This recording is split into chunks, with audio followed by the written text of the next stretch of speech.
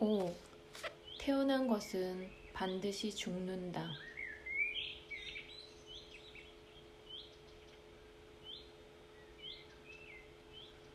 주시자 의식은 영구적입니까? 아닙니까?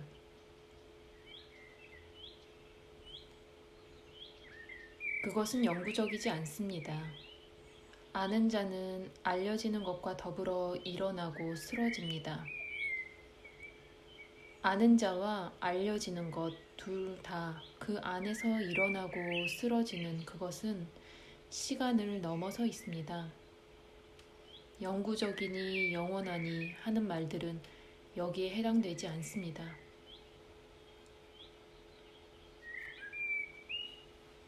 잠 속에서는 알려지는 것도 없고 아는 자도 없습니다.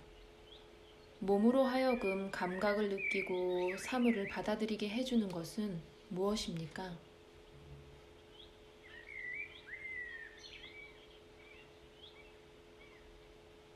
분명히 아는 자가 없었다고는 말 못합니다. 잠 속에서는 사물과 생각들에 대한 경험이 없었다. 그뿐입니다. 그러나 아무 경험이 없다는 것도 경험입니다. 그것은 어두운 방에 들어가면서 아무것도 안 보인다고 말하는 것과 같습니다. 태어나면서부터 장님인 사람은 어둠이 뭔지 모릅니다. 그와 마찬가지고 아는 자만이 자신이 모른다는 것을 압니다. 잠은 단지 기억이 없는 것입니다. 삶은 계속됩니다.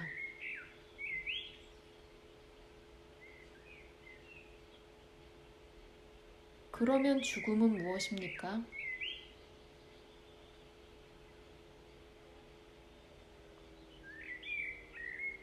그것은 특정한 한 몸이 살아가는 과정 속에서의 변화입니다. 통합이 끝나고 해체가 시작되는 것입니다.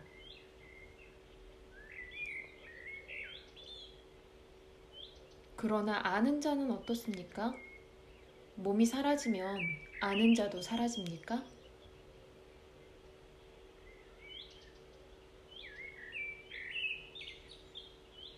태어날 때 몸에 아는 자가 나타나듯이 죽을 때는 그가 사라집니다. 그러면 아무것도 남지 않습니까? 생명은 남습니다. 의식이 형상을 낳투려면 어떤 탈 것 몸과 도구가 필요합니다. 생명이 다른 몸을 산출하면 다른 아는 자가 생겨납니다.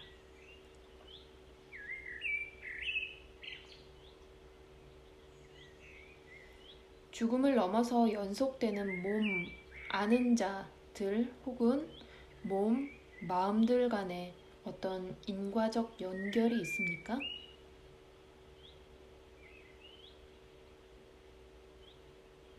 있지요. 기억신 혹은 원인신이라고 부를 수 있는 어떤 것, 즉 생각했거나 바랐거나 행한 모든 것에 어떤 기록이 있습니다. 그것은 이미지들의 구름을 한데 합쳐놓은 것과 비슷합니다.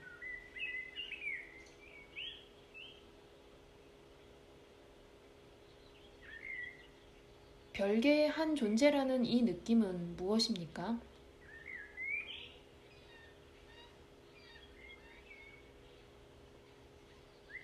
그것은 하나인 실제가 별개의 한 몸 안에서 반사되는 것입니다. 이 반사 속에서 무한한 것과 유한한 것이 혼동되어 동일한 것으로 오인됩니다.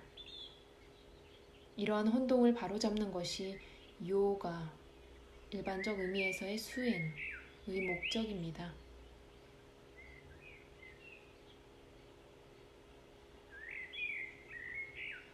죽음이 이 혼동을 바로잡아 주지 않습니까?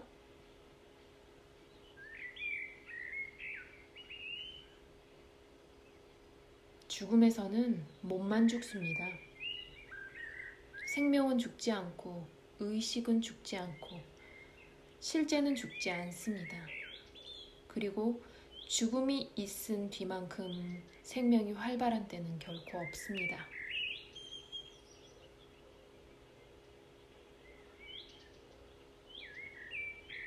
그런데 우리는 다시 태어납니까?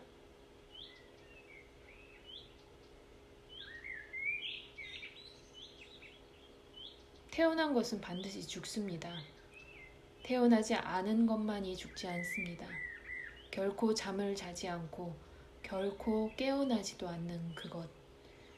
그리고 그것의 희미한 반사가 우리의 나라는 느낌인 그것이 무엇인지 찾아내십시오.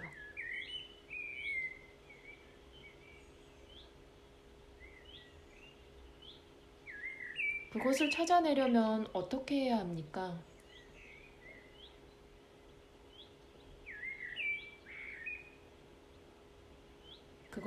무엇을 찾으려고 할 때 그대는 어떻게 합니까? 온 마음을 거기에 집중합니다. 관심이 있어야 하고 꾸준히 기억해야 합니다. 기억해야 할 필요가 있는 것을 기억하는 것이 성공의 비결입니다. 열심히 추구하면 거기에 도달합니다.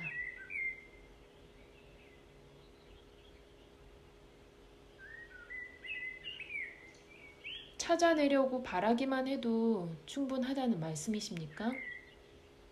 분명히 자질도 갖추고 기회도 와야 합니다.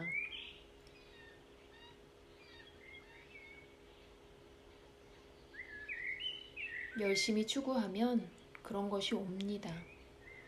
무엇보다 중요한 것은 모순에서 벗어나는 것입니다. 목표와 길이 서로 다른 수준에 있어서는 안 되고 생명과 빛이 서로 싸워서는 안 되며 행동이 신념을 배반하면 안 됩니다. 그것을 정직성이라 하든 고결함이라 하든 전체성이라 하든 그대는 되돌아가거나 원상태로 해버리거나 정복한 땅을 포기하면 안 됩니다. 추구함에 있어서 끈질긴 목적의식과 정직성이 있으면 목표에 도달할 것입니다.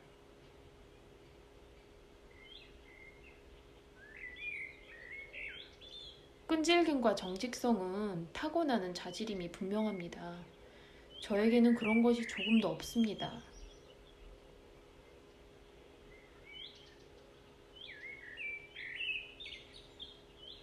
계속 해나가면 모든 것이 옵니다. 먼저 첫 걸음을 내디디십시오. 모든 축복은 내면에서 옵니다. 내면으로 향하십시오. 내가 있다는 것은 그대도 압니다. 남는 모든 시간을 그것과 함께 하십시오.